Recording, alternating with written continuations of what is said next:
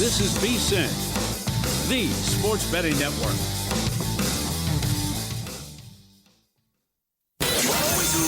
Follow the money. That's what I always say. You always follow the money. Yeah. This is Follow the Money with Mitch Moss and Paulie Howard on VSiN.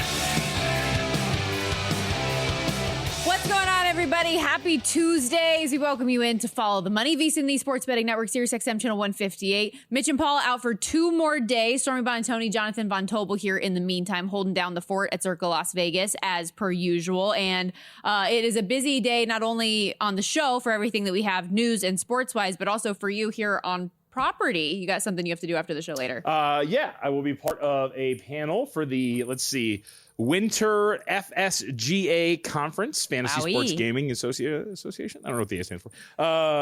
But yes, there's a VSiN panel going on later today that I will be moderating. So, how do you feel about it? Are you nervous? You anxious? What's the vibe? Nah, I mean, I think I'm a pretty, what's the word I'm looking for?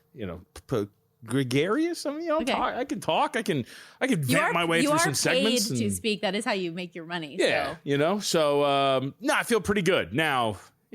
If I'm not here tomorrow, probably means I got fired and that was terrible. So let's see what happens. But I feel okay right now. I'm happy for you. Speaking of that, one of many things that's going on here at Circa, we will have owner and CEO of the property, Derek Stevens, join the show a little bit later on. A couple of great guests on deck.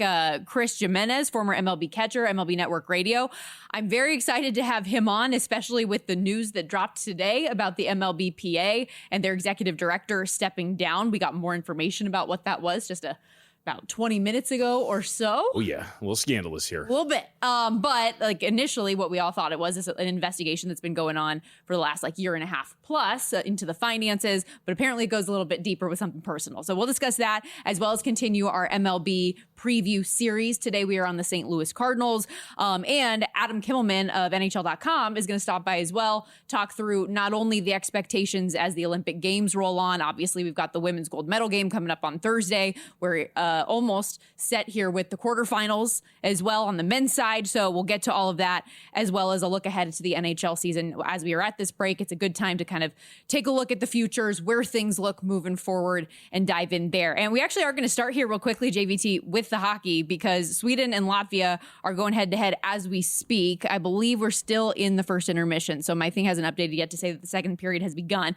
Sweden currently up 2-0 right now. They were laying 2.5 on the puck line, minus 162 to be that right side. The total 5.5. It was really, really juiced to the over at minus 155. You could get a flat 6 also, depending on which way you played it. But those 2 goals, Adrian Kempe, Gabe Landeskog, or as he has been putting it, did you see these pronunciation guide things around the Olympics? I love it. If you haven't seen it, look some of these videos up because around the Olympics, they have the players pronounce their names and it's like a recording for themselves. And Gabe Landeskog specifically, Sweden, he says it all like Gabriel Landeskog is how he says it in the native tongue way. And there are a lot of American athletes or athletes from other countries that have a very basic name, like a Colton Smith, for example. And they're like, Colton Smythe, just messing with people. In my line of work, those actually are super important when I'm doing a college football game or a basketball game. It's so helpful when you have the athlete actually pronounce their name their own proper way. And so when people are doing it like that, it's come on, man. But they're probably just you should know it's Colton Smith, right? That one I think would be relatively easy. Who knows? But English is a very dominant language throughout our country here. So this one, you didn't have anything in this, correct? No, I didn't because this was kind of a feel out game for me on Sweden since the expectation is this is who Team USA is going to get in the quarterfinals. And I really wanted to see what version of Sweden was going to show up. And it looks like at least they're playing really well to this point. They have built on a bit of the momentum we saw in that third game from them against Slovakia, where they didn't win by enough because of the goal differential to win the group, but they won that game against Slovakia. It seemed like they were getting to their game better. It seemed like from a coaching standpoint, deploying their players a little bit better as well. So they are trending in the right direction, which could be a scary thought for Team USA. Yeah, I mean, they're playing well. Also, I mean, Latvia's goaltending, not really great. 2 goals on 10 shot attempts at this point right now. So can't really feel good if you're Latvia here.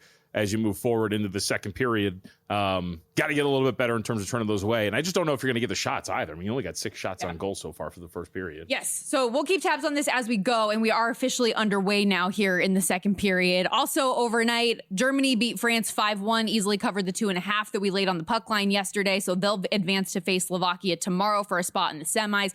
That was all Germany from puck drop. Leon Draisaitl had a power play less than 4 minutes in. Did you wake up to watch? No, I did not.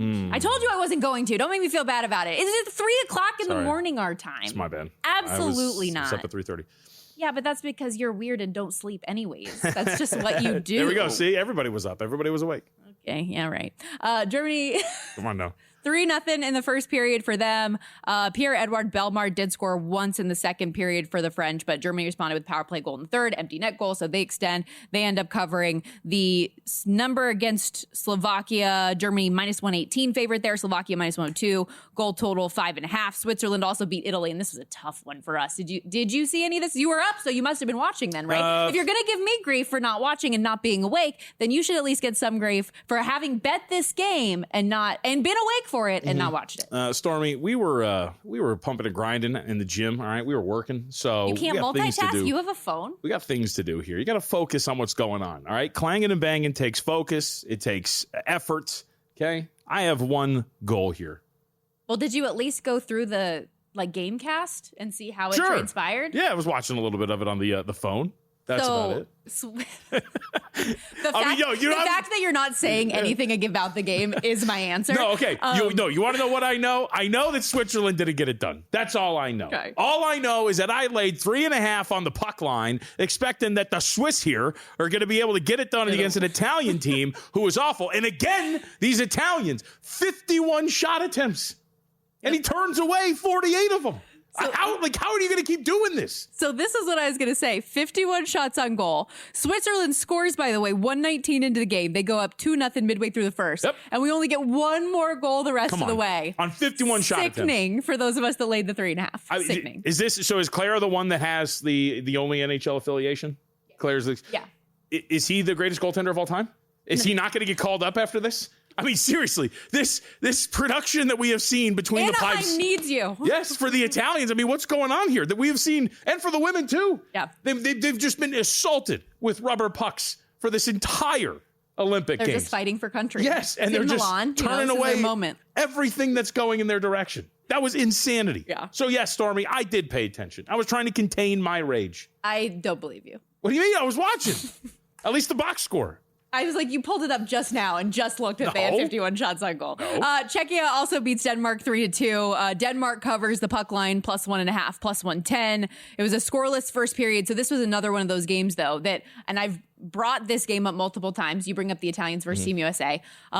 That the slow starting second period, we see a crazy amount of goals, and then third period, we get nothing. That was exactly what we got in that game once again. Scoreless first period, 5 combined goals in the second, nothing after that. So 3-2 ultimately there. And Czechia now advances to play Canada, where my medal play goes to die for the Czech Republic. I had them at 4-1, but I think they're just going to get walloped in this spot, which is fine as well because I have Canada futures. They're laying 3.5 +115 in that spot, -140 on Czechia, plus the goals, goal total 6.5. We'll get to plenty more hockey throughout the course of the day, as we should, because it's really, really going to be fun over the course of the next handful of days. But it was also a really, really big night in college basketball JVT. 3 nationally ranked teams in action, including, of course, the game of the night, Houston and Iowa State, which absolutely delivered, especially late in this one. Iowa State wins and covers the 2.5, falls right on the number 2, 70-67, over 135.5.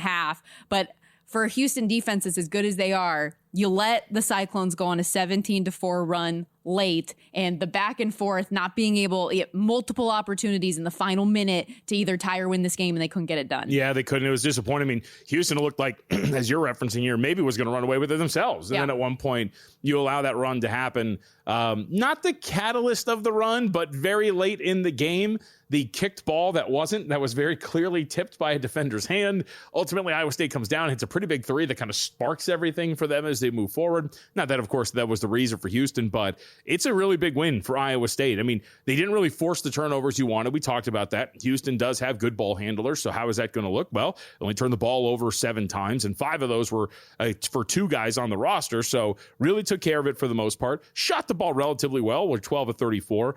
Kingston Flemings, who was great in this game, 9 of 15 from the floor before 6 from three-point range, was tremendous. But for Iowa State, man, that was a team effort. 3 scorers in double figures. They were very solid in terms of their percentage from beyond the arc, 9 of 22, and you get it done here at home in a nice little comeback win. Got to feel good about it. And in the race for the 1 seed, I brought this up with Adam Burke on Pod to the Futures today, which will be just dropped right now.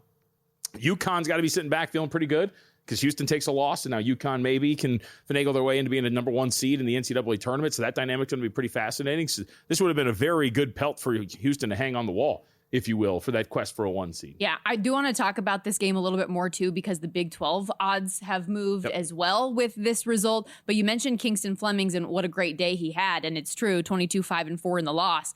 But he trips driving to the basket in the final seconds of this game, still able to get the ball over to Chris Sinak, but then he misses a floater. There's a foul on that play that then, and we'll detail this all a little bit more when we get to win some, lose some a little bit later, but the opportunities that Houston had, I keep coming back to them over and over again. And maybe on the other side of this break, we can play the sound from Kelvin Sampson afterwards, because some nights there are games that break your way, some nights there are not. And where they put themselves in a position and could have won and didn't, they've got to be kicking themselves this morning. Oh, absolutely. I mean, especially the magnitude of this game, like you mentioned, what it means in the conference.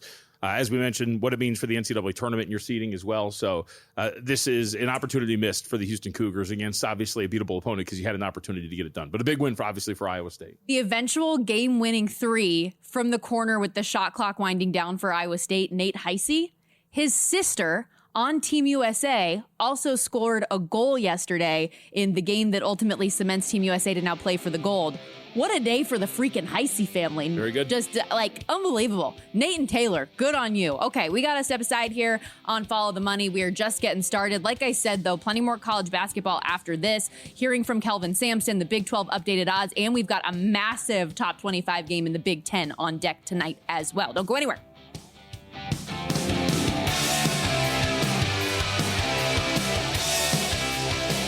So you're listening to this podcast because you want an edge. But what if I told you you're only halfway there? You've got the mindset. Now it's time to get the toolkit to match. Here's the thing. Pro bettors spend thousands on data and tools, but what they don't want you to know is you can get the same edge for a fraction of the cost with VSiN Pro. With VSiN Pro, you get access to expert picks, public betting data, prop projections, powerful tools, analytics, and more. Tap the link in the description and see why thousands of bettors are already using VSiN Pro to cash more bets.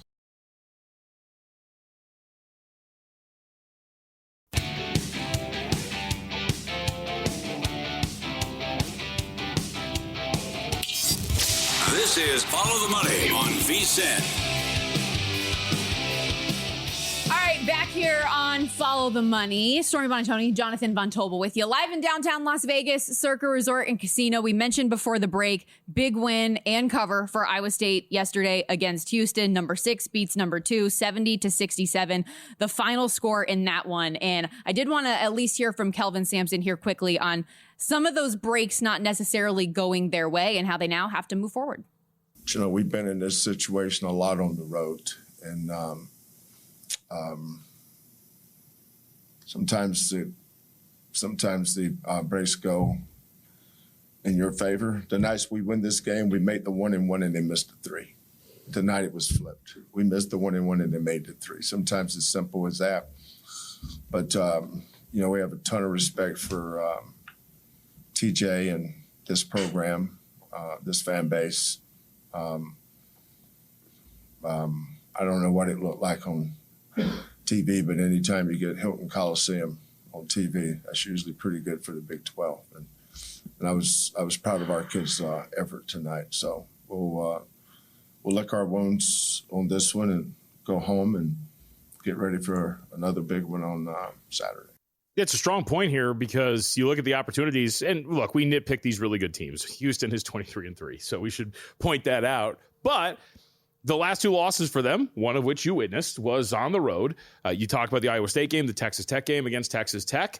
They were up by 4, but they got outscored by about 8 points in the final 9 minutes or so. They let go of a lead there. They actually had a pretty decent lead to begin, couldn't really hold on against the Red Raiders. And then you get this game where, again, you're on the road against Iowa State. You have an opportunity to win it. You're up big early. You can't really hold on to it. And then all the missed opportunities you've talked about. Look, whether or not they get the 1 seed is going to be a question, but if they lose out on the Big 12, that's obviously going to come back and look at, hey, man, these are the times in which we have struggled, and it's going to be looking at you right in the face some of the ways that these road games have gone down. And the third loss, too, we should just point out, and Tennessee on a neutral. So out of this team who is very, very good, shortcomings have come away from home at this point for Houston, and maybe that's something to note. I think they're good in the big picture, but can't help but feel there for Sampson because I think he's right. A lot of missed opportunities for this team, and they have come on the road the last 2 losses. With the Big 12 now, they go from a minus 160 odds-on number to getting plus money. It's only plus 110, but we have seen a shift now. Could that be an opportunity to either A, get plus money on Houston, or as you look at an Arizona team that just lost one of its best players and an Iowa State team that seems to be surging and has played as well as they have at home, they are perfect at home and even covered, I think, 5 of their last 6 or 4 of their last 5, whatever it is. The schedule remaining for Houston, they have a big one against Arizona coming up on Saturday, at Kansas Monday. Things do ease up after that, Colorado, Baylor, and then at Oklahoma State to close out the season. Iowa State, meanwhile, back-to-back wins now against high-caliber opponents in Kansas and Houston at a BYU team that's also limping, lost one of their key players on Saturday. Utah, Texas Tech, and Arizona still the tough ones on their schedule before they close the season at ASU. Are you attracted by any of that? Houston plus 110, Iowa State 6-1 right now. It's hard to still not be attracted by Houston, isn't it? I think so too. Because the next 2 games are going to be pretty tough, like you mentioned. But you get Arizona at home, at Kansas. I mean, we make the easy joke. Is Darren Peterson even going to play? I think he is. But like the whole point here being is once you get those big boys out of the way, like you mentioned, Colorado, Baylor, and Oklahoma State are teams that you should, if you are a 3-loss team competing for a 1 seed, that you should be able to take advantage of and win. So if you feel like they could get it done against Arizona at home, if you're of that mindset, then I think you're in a pretty good position here if you're Houston to get back on the horse, grab a win here, and move on. And look, they kind of faced not a tough situation, but I think a relatively challenging one. After they lost in Lubbock, where you were at, they had to go to TCU. We saw TCU beat Iowa State at home and took care of business 79-70. So we know they can bounce back from these losses. Again, there's only 3 of them. And I would expect that at home against an Arizona team that might be shorthanded, we'll find out, that's going to be something that I think that they can get back on and then potentially win going forward. Also, last night we were questioning, could this be potentially a look-ahead spot for the Duke Blue Devils? Ooh. Apparently not. They dominate Syracuse. Easy win and cover for them, covering the 20.5 number. Soars over the 145.5 as well. They put up 101. What was their final score? 101 themselves, 101-64, the final. Yeah, exactly. They looked primed, though, for a weekend non-conference showdown that they have coming up against top-ranked Michigan. Shot 62.3% from the field, 12 for 20 from 3, 9 of 12 in the second half from range. They closed the first half on an 11-0 run, took a 16-point lead at the break, proceed to then make 13 of their first 14 in the second half, scored more than 100 points for the first time since November. So they look to be trending up. A Michigan team, by the way, that has a huge game today against Purdue. But big picture coming out of this, how do you view Duke? I mean, I think you'll view them as you did before. I don't know. Syracuse is not particularly great. Yeah. I know we talked yesterday about, hey, if you win, maybe you can thrust yourself into a bubble. Yeah, you're fighting to get into the bubble conversation. It's not like you're fighting to get out of the bubble and into the NCAA tournament. So this was a pretty a very limited Syracuse team in terms of the talent and what they have. So I don't think this is a shock that Duke would be able to put on a massive performance and move on here. I think you mentioned it, the look-ahead aspect. Sometimes it works, sometimes it doesn't. And clearly Duke was not looking ahead. Conference play at this point, not more important than facing Michigan, but it has its value, especially when you're talking about the ACC and winning that thing. So I think that Duke is very much focused on all these opponents. I think all these teams are. I mean, again, you're fighting for one of these 1 seeds, and any slip-up could matter because you do have quite a bit of competition at the top for one of these top seeds in the NCAA tournament. So this is, I think, a Duke team that's pretty talented, obviously centered around Cam Boozer, who today, I don't know if you saw this, somebody on ESPN made the comp for Paolo Banchero, which I don't really see from a game standpoint. That's just me. But either way, Duke's going to be, I think, pretty focused even against some of these lowly opponents. Number was 20.5, but obviously no problem. He drops 22, was 8 of 10 from the floor, 12 rebounds, 8th 20-point double-double of the year. He's out to minus 2,000 to be the Wooden Award Player of the Year this season. Something I did see on ESPN, though, that I thought was interesting with Cooper Flagg in the house in particular, his numbers statistically are actually better than where Cooper Flagg's were last year. So, which plus he has to do so much more, though, I would say, for this roster, which is the key for Boozer. That's actually, you know what? I'm going to look this up. That's an interesting. I want to see what their usage rates were in comparison to each other, because you have an NBA roster compared to what you have now. Yeah, I would think that they are somewhat different here, but no, actually, they're on par with each other. Cam Boozer, from a usage standpoint, percentage of shots is higher, but percentage of possessions, pretty much Sean Brand actually equal to one another almost. Cam Boozer, the 30.2 for Cam Boozer and a 30.8 for Cooper Flagg. All of this to say, in the ACC, we do have a little bit of intrigue at least. There are 5 teams all within a loss of each other fighting for that double bye in the ACC tournament. A few of those teams are actually squaring off later tonight. NC State hosting North Carolina, Louisville at SMU. So games with some big implications over the next couple weeks. Real quickly, though, I do want to at least hit on what is very clearly the game of the night. We go from one game of the night to another. It is great. Top-ranked Michigan at Purdue, number 7th ranked team in the country. Massive game in the Big Ten. Any early thoughts here? Yeah, I mean, looking at this, it's going to be, Purdue has bounced back nicely since their 3-game swoon. Maryland, Oregon, Nebraska, Iowa beat the tar out of Iowa over the weekend. And that was a thought that maybe, talking to some bookmakers, there were some sharps grabbing Iowa over the weekend, and that did not come to fruition. So a really good way to bounce back here. I lean a little bit here toward Purdue at home. We've talked a little bit about Michigan and the fact that the market, ever since that non-conference stretch, has really steered into how good this team is, but it's really starting to show how good it is. I mean, last time we saw them absolutely pasting UCLA. So I think Purdue is deserving of a little bit more talent, a little bit more respect here at home against Michigan. I thought this would be a little bit closer to pick. So if you can get that +3, then I think that would be the way to go here with Purdue. The total big move to the over. And as I even say that, I see my DraftKings screen flash up from 157.5 to 158.5. This thing at open was 151.5. So people are really thinking we're going to get points here. Yeah, I mean, that, and you wonder what tempo it's going to get played at. This is a style make fights type of deal, and one of these teams wants to really go. Michigan, a top 10 team in terms of tempo. Purdue, of course, not the case. They're a very slow team, ranking 293rd in tempo as well.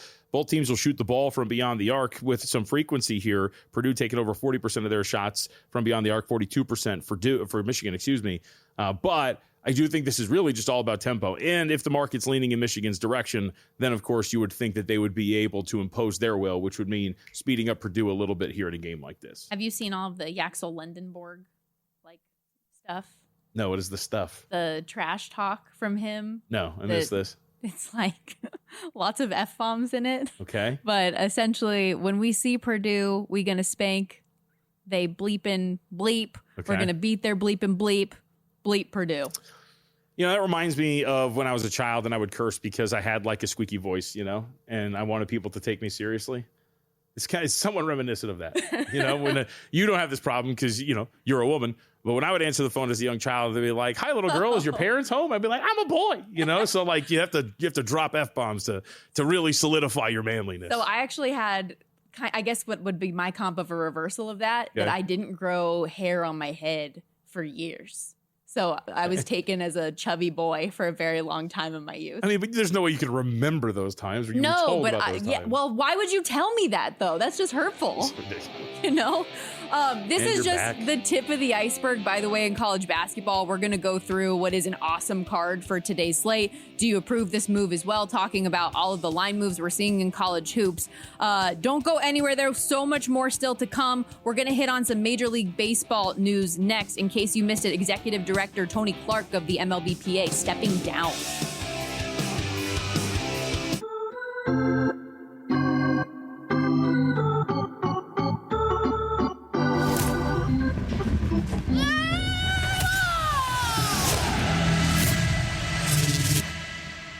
do it. As we welcome you back here to Follow the Money, Stormy, Buonantony, Jonathan Von Tobel with you. We're continuing our series of a different team each and every day in Major League Baseball, talking through some of the potential futures, angles, win totals, all of that. Today it is the St. Louis Cardinals. But appropriate that we're talking baseball because we got some massive news in MLB earlier today that MLB PA Executive Director Tony Clark is stepping down. And JVT, when initial reports were surfacing on this a handful of hours ago, earlier this morning, it appeared this had something to do with the ongoing federal investigation from the Eastern District of New York that has been looking into alleged misuse of finances and other dealings with the MLB PA. And then Jeff Passan from ESPN drops this bomb on X. MLBPA Executive Director Tony Clark resigned after an internal investigation revealed he had an inappropriate relationship with his sister-in-law, who had been hired by the union in 2023. Not great. Not great. No, not great. I did not have this on my bingo card. No, not at all. And I mean, this all matters because, of course, looming here is a potential shutout as they work through the CBA for next year. And that's probably going to happen. Adam Burke, our own managing editor, he was on Pod of the Futures earlier today. Seems very pessimistic about whether or not this is going to be a season. What's that? Sorry.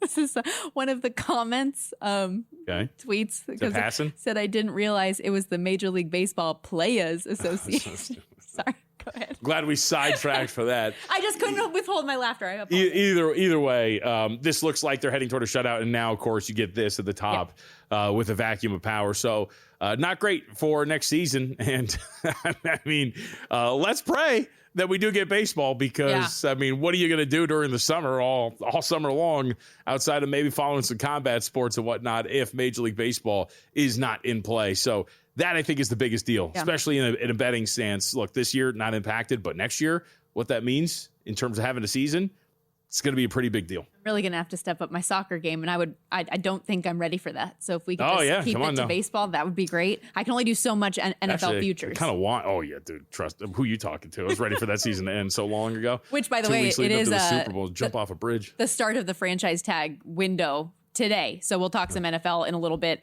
as well. But to keep it with this, apparently as well, the MLBPA was supposed to start their annual tour of spring training camps and go team to team. The Cleveland Guardians were supposed to be today. They very abruptly canceled that meeting in the start of their tour. So that steps back. And as you mentioned, we're less than a year out from the expiration of that CBA. And that is supposed to be a pretty lengthy negotiation process. And they are without their leader trying to figure out who can take over in the interim and obviously be the guy moving forward. So, and to think, though, that that's just the tip of the iceberg of what's going on with all of the other internal financial stuff that they've been dealing with and misappropriation of funds. I mean, Major League Baseball's Player Association, I don't think you could throw them out there as one of the better ones. And so now this makes sense of what we're seeing here. And hopefully they clean it up. It's funny, the last calendar year saw a lot going on with the NFL Players Association. And now we're seeing this year with the Major League Baseball Players Association. Oh, okay. Interesting. I mean, first Sharon Moore, now this. Like, can't we just relax, guys? Just simmer down, all right? You don't have to do it. You don't have to. I'm just saying. I would agree. Let's go to St. Louis, shall we?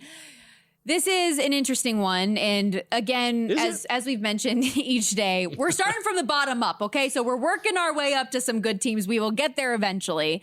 And this is an organization that has shifted its approach this offseason for the first time in a while with Chaim Bloom now taking over as the president of baseball ops. They moved a number of well-known guys, fan favorites. Their manager even said this morning as kind of these full squad workouts finally get underway that the quote, reality is we're stepping into a new chapter of Cardinals baseball. So what does that mean? Let's dive into it. Gone now, JVT, is Sonny Gray and Wilson Contreras, both to the Red Sox. Nolan Arenado with the Diamondbacks. Brendan Donovan with the Mariners.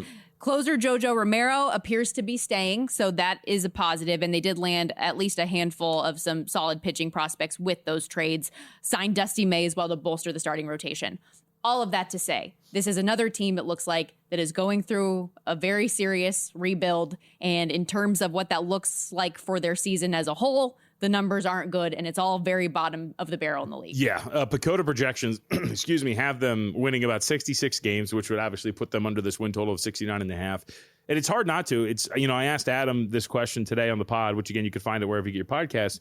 And it was, how do you project teams that are relying on young talent, upside, development, things like that. This is going to be St. Louis at some point. I mean, when you talk about one of the big offseason questions for the year being, hey, when are our top prospects like J.J. Weatherholt going to get up here? What are they going to do? That is always a sign for, all right, maybe this is going to be a team that have some rough times in front of them. And I would expect that that's going to be the case. This is all a calculated effort to just kind of retool everything at this point right now.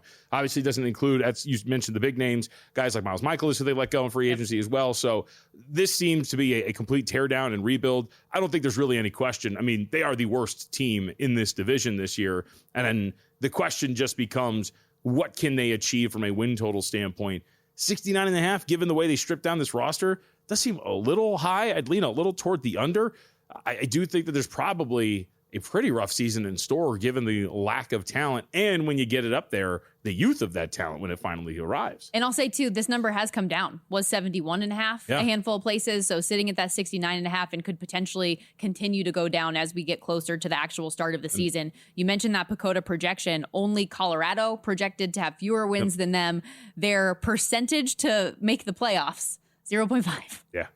Yeah, no. And then look at the division itself, too, right? I mean, you have, so obviously we have the Cubs, the Milwaukee Brewers, who are a very good organization, should be good again this year. Cincinnati and Pittsburgh potentially could push for like that upper 70s, 80 type win season. So this is going to be a division as well where they're just going to take their lumps outside of course, the ever expanding, just the Major League Baseball itself and taking on some of the big boys throughout the year. So this is a team that is probably going to be there. When you look at some of the futures for them and what you want to bet on, it's hard to really gravitate toward anything else but under 69.5. Would you have any interest in looking at that 28-1 to have the worst record? Could that be something that's in play? Is that like enough of a price for you to dive in? Maybe. Are you going to outstrip Colorado? Because it's such a hard thing to ask because Colorado, I mean, we talked about them the other day. Their win total's in the 50s. Right. Their win total's in the 50s. We did have, look, they signed some veterans to the rotation. So, like, in theory, could Colorado really kind of show out maybe a little bit better on some of these road games when these pitchers don't have to pitch at home in that altitude? And then, of course, maybe you get a slightly better performance. It's just, I feel like the gap between them is so large that's going to be a small issue. But it is interesting, and, we talk about these PECOTA projections. You can go check them out at Baseball Prospectus. Isn't it funny? You mentioned the win total. I talk about this all the time. This is always a really good example of it. The stretched out nature of win totals versus the more compact nature of projections. The win total for the Colorado Rockies is in the 50s. The projection for them is 61. So again, to that point of projections generally are a little bit more tight as opposed to spread out like you see win totals. And this is a good example of that here, but I digress. I think St. Louis is a team that they're doing the right thing and stripping down, but it's hard to, I would say, ask them to win 70 plus games this year. I would agree. Also, at least on a positive note for the youth and development, the rebuild, whatever, words you want to throw at it, they do seem really invested in that. And per a recent report from the St. Louis Post-Dispatch, the Cardinals farm system is now rated number 2 from Baseball America, the highest it's been in 13 years. So maybe this is something that, okay, this is a down year, maybe next year is a down year, but you're building slowly more toward the future and what you ultimately want to be. I mentioned the 28-1 for the worst record. They are 14-1 to have the longest losing streak in MLB this season. Their longest losing streak of the season, over-under number for them specifically as a team, set at 7.5. Their longest win streak set at 5.5. So these are clearly, again, just as we go through these numbers, low expectations for this team across the board. So if you do think that they can overachieve in some capacity, there's a lot of plus money angles to dive in from that standpoint. If you don't, I wonder, JVT, if you either bet a season win total under now, or you just expect them to be trading off assets midway through the season too, and you can do some in-season stuff or fade them on a game-to-game basis if you think they're going to struggle. No, I mean, I think there's nothing really much left to trade. It's going to be more about who's coming up and how are they going to play? Well, I would say Romero is somebody that has been talked about a lot about being another like tradable asset. They have a couple of those that they could still move off of if they wanted. I think Romero's the one, but I don't know if that's impactful enough to alter what a win total could potentially be for St. Louis. So we'll see if that's the case. And I think a good point for win totals as well, when you talk about betting unders, overs, it's kind of like a car, like the second you drive it off the lot, it becomes devalued when you buy a brand new one. It's similar fashion here where you're betting these things under and there's a little bit more tact and value there because the only thing that can happen is these teams are going to get injured, hurt, whatever it is, lose some pieces. You mentioned Adam Burke a couple of times, our managing editor here at VSiN.com. He and Jensen Lewis, our closer here on the network, former MLB pitcher, did so much great work on our MLB betting guide. Today is the first day you can officially get it right now. If you're a VSiN Pro subscriber, you get it already automatically for free. You're also going to get everything that we do here at the network, the best bets, the AI prop projections, all of that, as well as the guide. You can also download the guide a la carte, which is something that we started doing recently. If you are someone who is just looking for that specific sport and you want that guide, you can do it as well. $19.99 right now. Get our MLB betting guide today, or again, become a VSiN Pro subscriber. Get the guide included. VSiN.com/guide is how you can get in there. Again, that's VSIN.com/guide. Win some, lose some, coming up after this.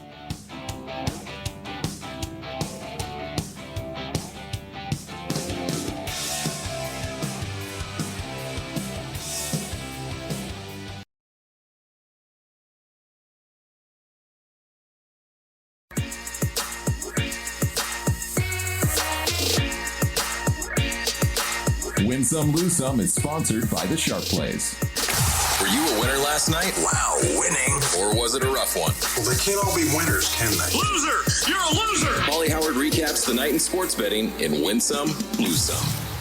Paulie and Mitch still finishing up their vacation. Stormy, Buonantony, Jonathan Von Tobel holding it down in the meantime. Time for a little bit of win some here, JVT. Starting in college hoops, Iowa State bet out from 1.5 to 2.5 point favorites against Houston. They win and cover 70-67. While it was a win some for the market, also a bad beat, which we will get to in just a little bit. The total, meanwhile, up from 133.5 to 135.5. Market had it right the whole time, despite this being two of the top 6 defenses in all of college basketball. This was an over all the way. Yeah, and we talked about this yesterday, the +3. I mean, you said, hey, kind of like that. We'll see where it goes. Ultimately, that mattered if you got it. At the very least, you got to push there. So good for Iowa State to get a big win. Big betting result as well. And like you said, we'll get to the drama of some of it as well later. Duke Syracuse from 143 to 145.5 on the total. Way over. They go over the century mark themselves, 101.64 there. Never in doubt. Abilene Christian, Tarleton State from 136 down to 134, 65-62, the final in overtime, mind you. Yes, that was an ugly, ugly game. I mean, don't you love college basketball? I miss a good, like, gritty 42-37 type final. Isn't it absolutely fantastic? Speaking of 37, that's how many points that Stony Brook scored in the first meeting with Drexel. They got the redemption yesterday. Laying 2.5, they rallied to cover 72-69 that final. They were up by as many as Drexel was up by as many as 11 in this one, but a couple scoring runs going out of the in and out of the half. Another late in the second half, some clutch foul shots for Stony Brook, and they come back to get it done. Yes, they do. This one was not on my radar. I apologize. The total as well ended up being a win some here though too, up from 143 to 145.5. The hockey, which you were so dialed into this morning, or you looked at the box score.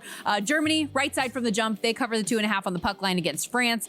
First goal from Leon Draisaitl on the power play less than 4 minutes in. It was a 3-0 first period, and they just added to it in the third. 5-1, your final in that one. And then I don't know what came over me to put this in win some when it should have been a bad beat, because it was just like, for us personally, Italy +3.5. It's a win some because you get the plus money, and I'm happy for those of you that bet it. But for us personally, not ideal, especially considering like the dominance in shot share. Absolutely ridiculous. Absolutely hate what happened here. As I was watching this Italian goaltender turn away puck after puck, a ludicrous performance in net throughout the course of these Olympic Games. And I would expect if this dude does not get a regular spot in goal for some team in the National Hockey League, what are we doing?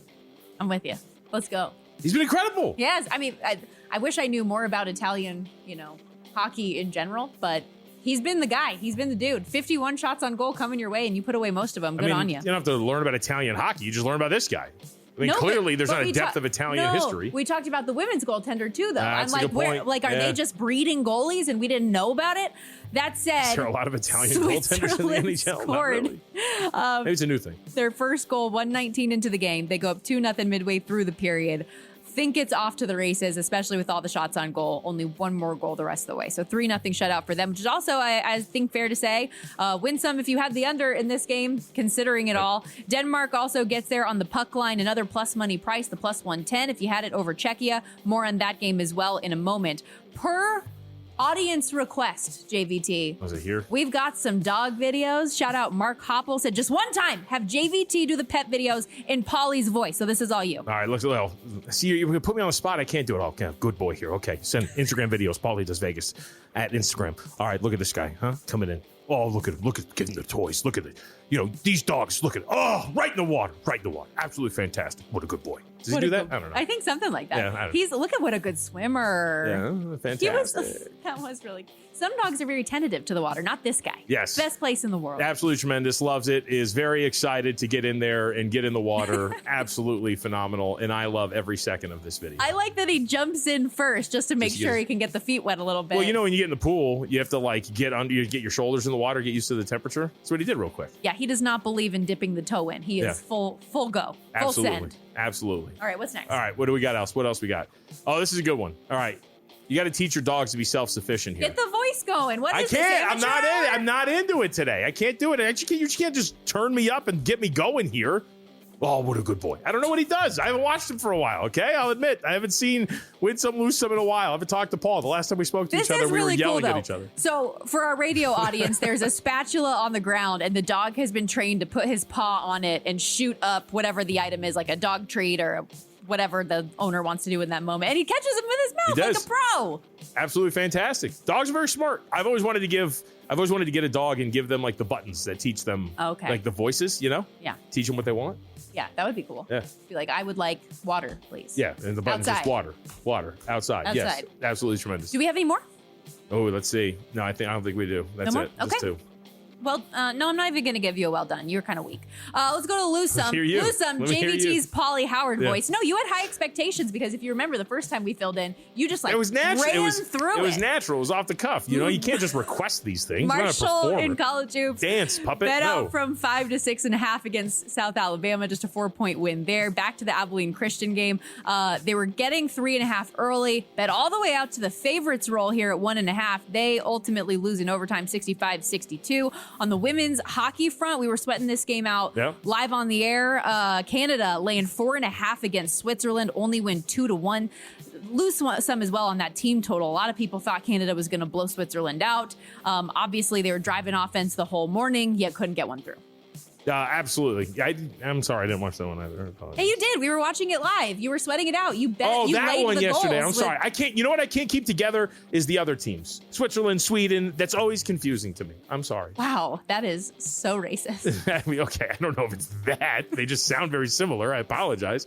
I know Sweden is the one with the blue and yellow flag, right? And Switzerland is the white cross. So I understand all of that. Just sometimes I get a little confused.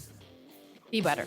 That's another Swiss goalie, though. Speaking of the Italian goaltending, she was a monster in that game. Stopped 46 shots that came her way. On to the bad beats. We said we would detail this a little bit more. Houston, plus 2.5, or if you had plus 135 on the money line at Iowa State, had a double-digit lead with 7 minutes to go.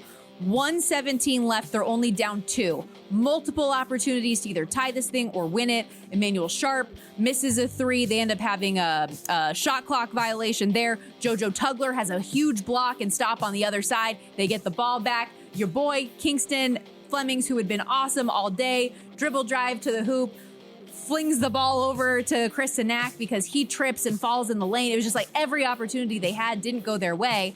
When Sinak misses, he fouled as well. So then you get a foul shot on the other side. And here's where we get into real bad beat territory when it comes to the spread of all of this. Who goes to the line for Iowa State? Blake Buchanan, who's a terrible foul shooter, ends up 2 of 7 from the line for the day, and he misses.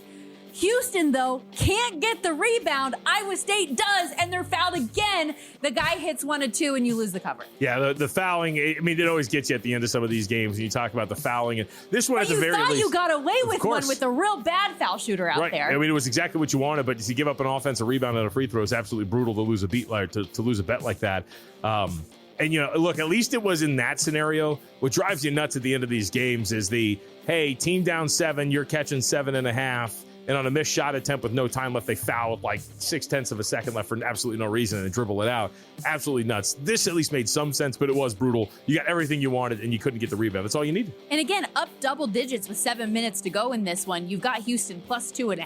You're thinking, okay, well, they can at least get me that, even if they don't win on the money line. They can at least cover 2.5. Plus 20.5. Syracuse not on here for bad beats? Was that a bad beat? They got torched. That's a joke. One last one here. And again, we could have put a handful of hockey ones in here, but as far as the total goes for Denmark and Czechia, over 6.5. Scoreless first period, but then we saw a combined 5 goals scored in the second period, 27 combined shots in the second period. You're like, okay, these guys are about to be off to the races. Falls so flat in the third, no more goals to be scored. 3-2 your final score there. So if you had the over, for a moment, you're like, all right, we're going to get there. If you took some live overs, all right, over 5.5, I'm ready. I got the discount. Unfortunately, that is not the case. Seen a couple of these games here. Our wonderful game that we, USA and Italy. Dead third period where you got a bunch of goals in the second and then just absolutely died. Yeah, a couple of these games. That happened, Olympics. I think, like at least 3 times for games that we have talked about where it was slow starts, just a slew of goals in the second period, and then that ended up being all that she wrote. Again, we have the Win Some, Lose Some presented by Sharp Plays. And this time of year, especially in college hoops where real bettors find their edge, dozens of games a night, constant line movement opportunity for those who know where to look. And we're talking about that, tons of college basketball on the slate today. And you're not going to beat billion-dollar sportsbooks or full-time sharps on your own. But with Sharp Plays, you don't have to. Powered by advanced AI, connected to insider sources, the Sharp Plays highlights sharp action, key numbers, and market shifts before the public catches up. You get free daily reports, real-time alerts, public logs, transparent results, all of it documented since 2011. SharpPlays.com, trusted by the pros, monitored by the books. Own the boards this college basketball season at SharpPlays.com. And we will get to that college basketball card further a little bit later on in the program. But when we come back, today is the start of the franchise tag window being open for a handful of teams. We also got some other interesting news for JVT's favorite squad. What's going on with Anthony Richardson and the Colts? We'll hit it all next on Follow the Money.